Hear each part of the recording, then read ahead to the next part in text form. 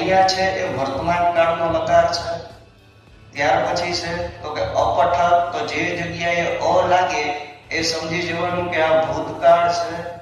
અને જે જગ્યાએ શ્ય નામનો પ્રત્યય લાગ્યો હોય તો સ્ય નામનો પ્રત્યય હંમેશા ભવિષ્યકાળની અંદર લાગે. તો ત્રણ પ્રત્યયો યાદ રાખવાના.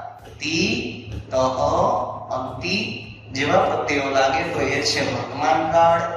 જે જગ્યાએ આગળ પકાર દ્વારા શરૂઆત થતી હોય તો એ સમજવાનું કે ભૂતકાળ છે.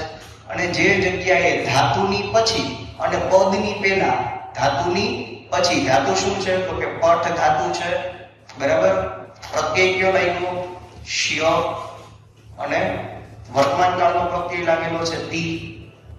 તો જે જગ્યાએ ધાતુની પછી અને પ્રત્યય વર્તમાન કાળનો મૂકેલો હોય એની પહેલા બંનેની વચ્ચે શ્ય નામનો પ્રત્યય લાગે